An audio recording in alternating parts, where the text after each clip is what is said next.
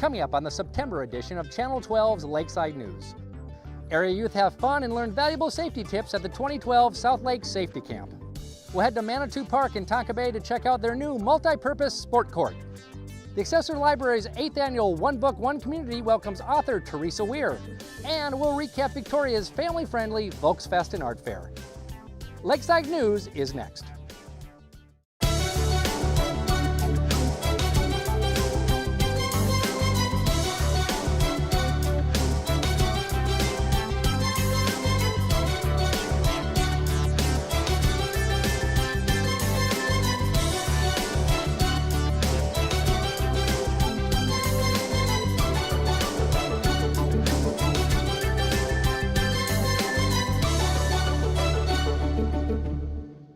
Hi, I'm Chris Vogt, and welcome to Lakeside News, where you'll find news and events from around the lake area. Each August, area youth get the opportunity to have a summertime adventure by attending the South Lake Area Safety Camp. Kids get to have fun and learn some valuable safety tips. Joe Clark reports.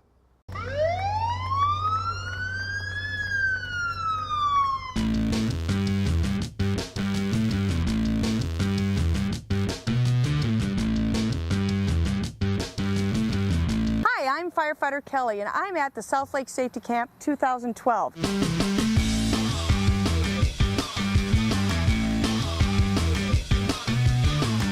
I'm famous!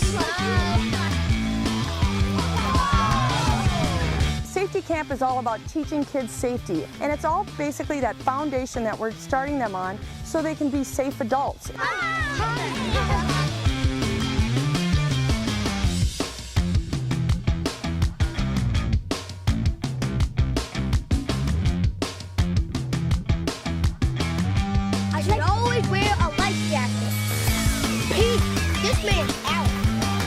I'm Scott Gerber. I'm the fire chief with the Excelsior Fire District, and I've been with the fire district now for 6 years.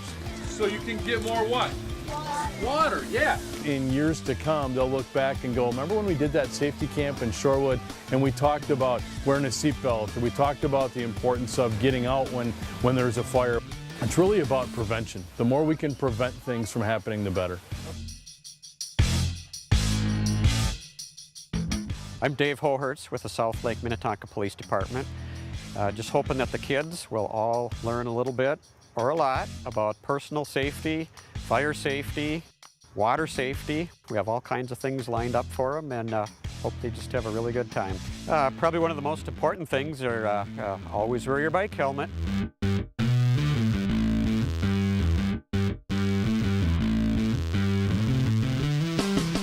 I'm Randall McGann. Former Viking in the Hall of Fame, class of '09. I'm out here in the community doing the safety camp. They invite me back every year to do this. I read the story, run, yell, and tell, telling kids how to keep safe, how to watch for strangers and not get themselves in situations, just to be aware.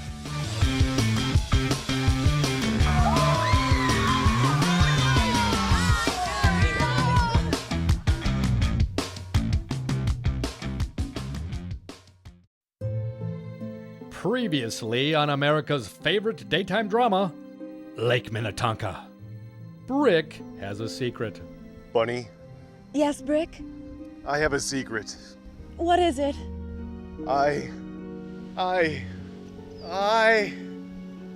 We interrupt this program to bring you this important message. The Lake Minnetonka Communications Commission, located in Spring Park, Minnesota, offers free television production classes. You heard it right. Free, free, free. All you need to do is sign up and show up to receive your special TV training. That's right, folks. That's it. Wow, that sure looks easy.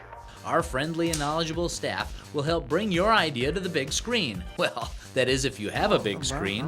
Why, thank you. We are very friendly and knowledgeable. You'll learn the secrets of how a television studio works. If you can't see video, try taking off the lens cap. Wow! Thanks, LMCC. From studio lighting and nonlinear editing to on-location shooting, we'll guide you down the path you need to succeed. Just call us at 952-471-7125 or go to our website at www.lmcc-tv.org to get started today. Hurry in, folks. An opportunity this good won't last forever. We now return you to your regularly scheduled programming. So, you're not mad? Of course not, you big lug. I just wish that you would have told me about LMCC's production classes. Maybe next time we can take classes. Together? Are you having problems with your cable service? Please contact the LMCC at 952-471-7125.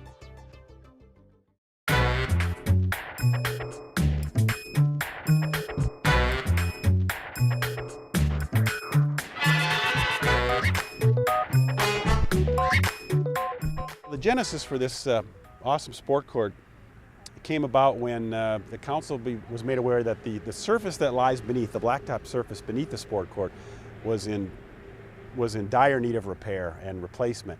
And we looked at the price tag associated with that and kept thinking there's got to be some better ways to deploy those dollars and end up with a better result, a better surface. I had some familiarity with sport court, and we approached them and sought to get a bid to see what it would cost to do this. At the same time that we were looking at bids to replace and resurface, Hennepin County announced a program of some grant money for municipalities within Hennepin County to improve either existing facilities, build new ones, or for sports equipment. And we approached Hennepin County about a grant. We're fortunate enough to be allowed some money to put towards this. It ended up being about a 40% county participation and about 60% on the part of the city. The main use of this particular area is and always will be a basketball court. It certainly has the capabilities of being a multi-sport surface. In fact, on the collegiate level, this particular sport court surface is actually used for competitive volleyball in many applications. It's also used for exercise, as there's some folks here this morning, in fact, doing a little bit of an exercise class here, so it certainly has the capability of being used for many, many other sports. Honestly, I would stack this up against any outdoor basketball court that you'll find anywhere. It's an extremely, extremely nice run. And we've also supplemented that with some top-rate backboards and goals. And the end result is just one of the nicest outdoor basketball courts I've ever had the pleasure of playing on.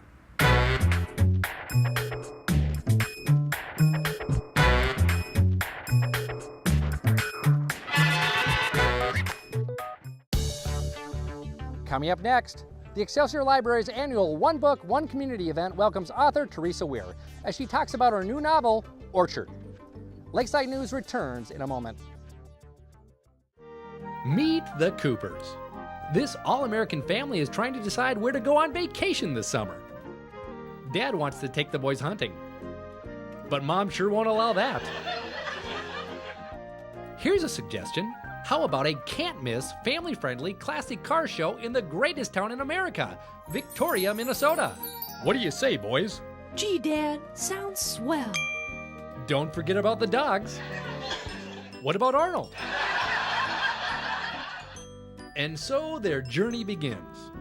The bags are packed, ducks are all in a row, and only 5 hours behind schedule. Careful, Bobby, that's not a toy. Uh-oh, looks like someone was looking at the map upside down again. Don't take it personally, Mom. With a stroke of luck, the Coopers are back on track. Almost there, boys.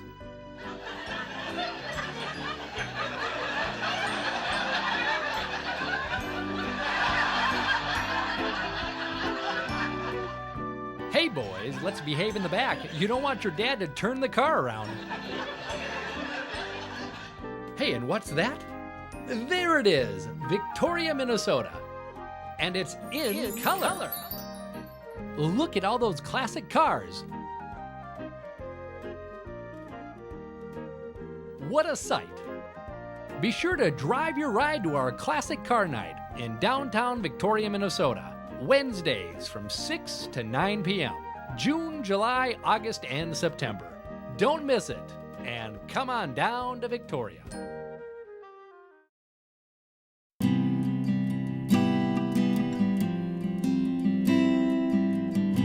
I wanted to thank Excelsior Bay Books and the Friends of Excelsior Library.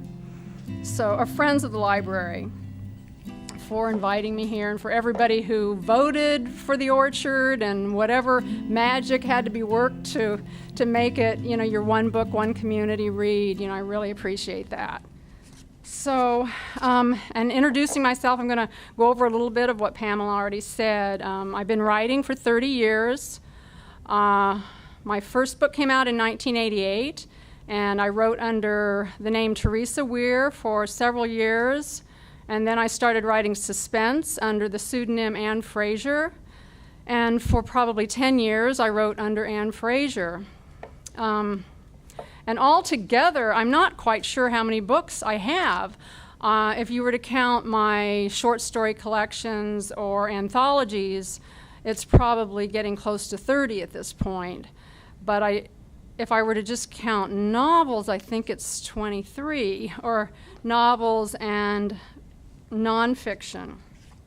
So anyway, you know, I've written for a long time, but I never had a book that was backed by a publishing house until I wrote The Orchard. And by saying backed, I don't know if everybody knows what that means, but a lot of times a publishing house will pay for the shelf space in a bookstore, and they will push it in ways, they'll choose a few books to push in ways that they don't push the other books. So I wrote for years and years, and I used to say that my middle name was Toiling in Oblivion, because I just felt that, you know, I was writing and my books were selling and I was making a living, but no one had really ever heard of me. And in some ways that was okay, but I didn't really have a real problem with that.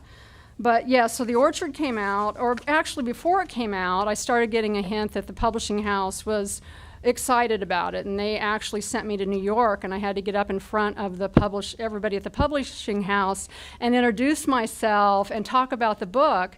And beforehand, my editor took me aside, and she was like, "Well, I'm sure you're used to doing this." And I was just like, "I've never done this before in my life." So she kind of freaked out, and she was like, "What are you going to say?" And I said, "Well, I'm going to talk about, you know, what I just said, that I wrote under, you know, suspense." "Oh my God. Don't mention Anne Fraser. Don't mention suspense." And so then she said, "Well, what else are you going to say?"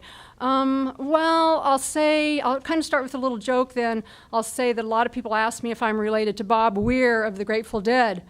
"Oh my God, don't mention the Grateful Dead. Whatever you do, don't mention the Grateful Dead."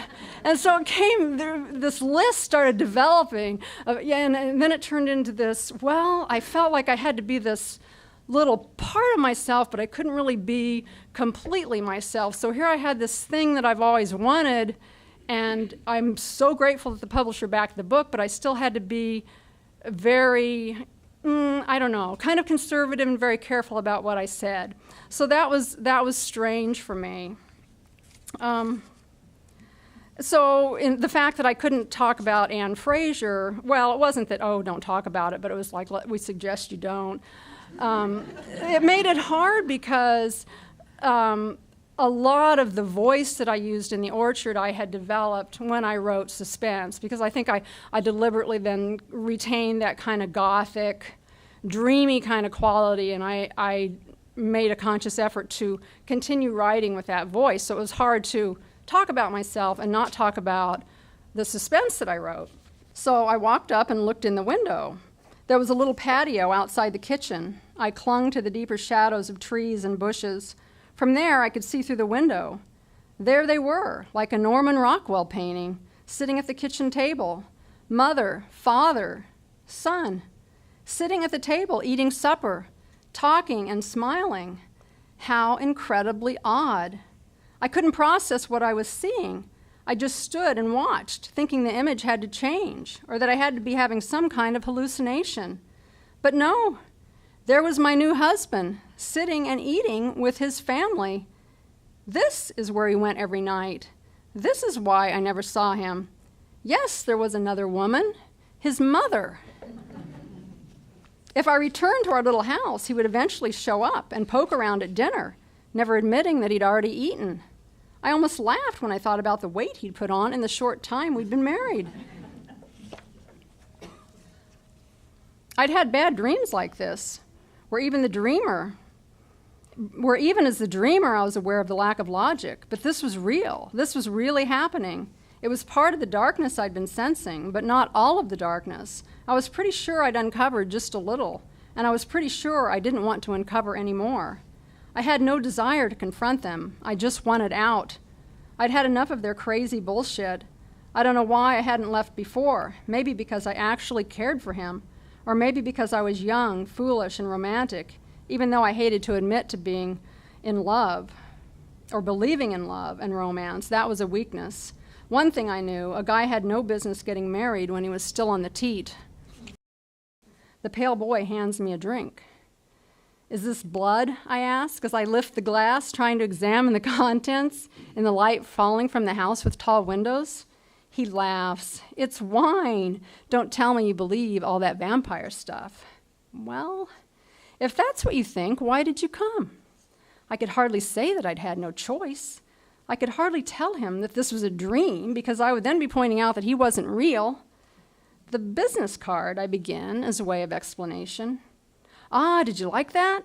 It wasn't easy for the clan to create a doorway card. It's still in the beta stage, so I was surprised when I saw you coming across the river. I didn't know if it would work, but you're here and I'm glad. I sip the wine and I watch him over the edge of my glass.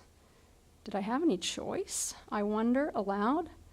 Oh, it's like hypnosis, he says. You can't be made to do anything you don't want to do, which is why I'm extra surprised to see you. It means you wanted to come. You wanted to see me. He smiles, and it doesn't bother me that his mouth behind his teeth looks black. Maybe it's just the light. And it doesn't bother me that his skin is cold and as smooth as marble. And it doesn't bother me that he smells of moss and mildew and damp earth. I rather like it. And I like the softness of his voice, and I like the shimmer of his blonde hair, the long length of his legs, and the fragile strength of his arms. I drink the wine. Even though I know it's more than wine, I drink it because I know it will open another door, and that door will take me to a deeper understanding of the pale boy. I fall through a dark hole, and in that hole our lives intertwine. We marry, we have sex, we have children born under a black moon. The pale boy knows me, and I know him, and 20 years unfold in one glass, a road that unrolls in front of me and rolls up behind me as I walk, every experience ephemeral and fleeting. An intrusive sound seeps in, a ring that indicates an order is up, and suddenly I'm standing in the coffee shop, behind the cash register, and the pale boy is on the other side of the counter. And I'm holding the business card as if he's just given it to me seconds ago. I look at the card. It's just a photo of a campfire. I turn it over, just a crude map. For the jar, he says. I look at him blankly. He nods toward the fishbowl of business cards. Oh, I drop it inside. How often do you have a drawing? He asks. And I recall the way his skin felt under my fingertips and the way his hair smelled as it fell against my face. Every Monday, I say. He smiles, and his smile is intimate, as if he knows me. Good, he says. I'll have a new card next week. So, thank you. So yeah, and maybe I'm the only one who sees a similarity between that and the orchard, and maybe I'm just stretching, but after I was done, I was like, yeah, that's kind of my life in a weird way. So anyway, okay, well, thank you again so much. Thank you for coming. Thank you for the support. Thank you for reading The Orchard. And thanks for having me.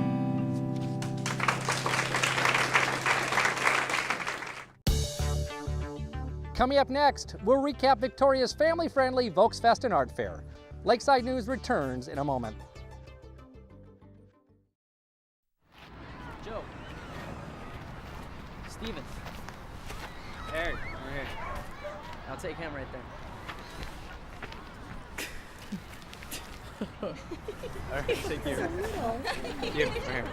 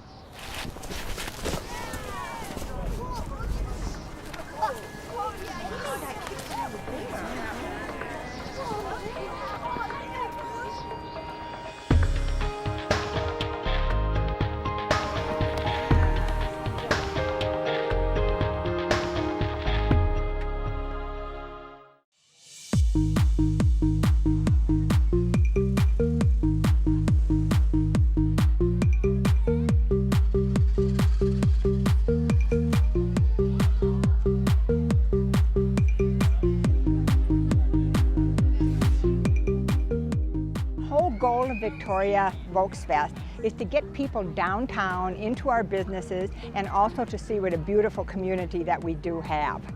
I hope that they enjoy all of our businesses, all of our individual little booths. We have wonderful food here at Volksfest. All of our businesses downtown have really jumped in and participated in Volksfest. And you know, that's what it takes to make a community. Everybody working together.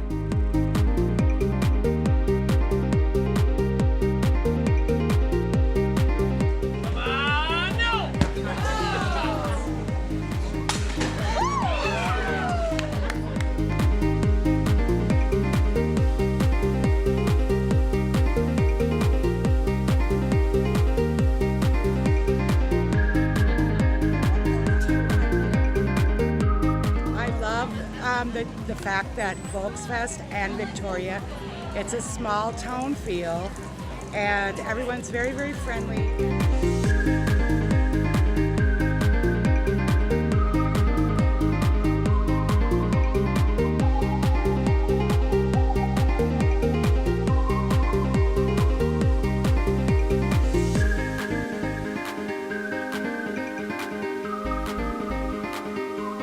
My favorite thing at being at Volksfest is serving the community and being a part of it and meeting all the people as they walk through.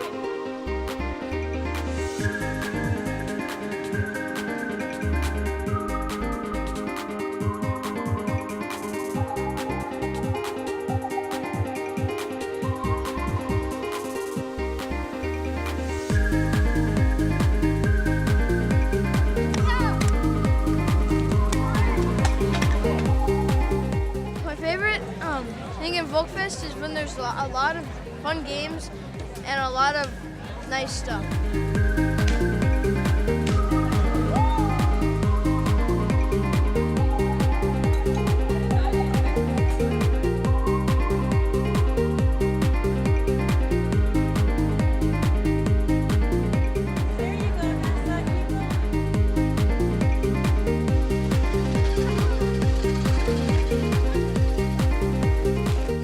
When I think about Victoria, I think about the future, I think about possibilities, and I think about all of the wonderful citizens. I can't tell you how proud I am of all of you and how much fun it is to represent you.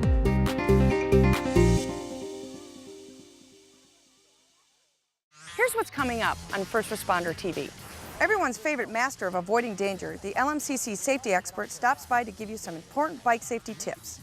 I'll talk to Matt Hale from AAA about their involvement with the South Lake Safety Camp. Scam Alert will give you an update on scams that have been targeting citizens in the lake area. And we'll highlight some upcoming public safety events and give you some important fire prevention tips and safety source. First Responder TV airs daily on LMCC's Channel 12. Well, there you have it. News and events happening in and around the lake area. If you have a news story or see something exciting going on, please let us know. We can be reached here at the LMCC at 952-471-7125, via email at lmcc@lmcc-tv.org, or please check us out on our website at lmcc-tv.org. Thanks for watching. We'll see you next month on Channel 12's Lakeside News.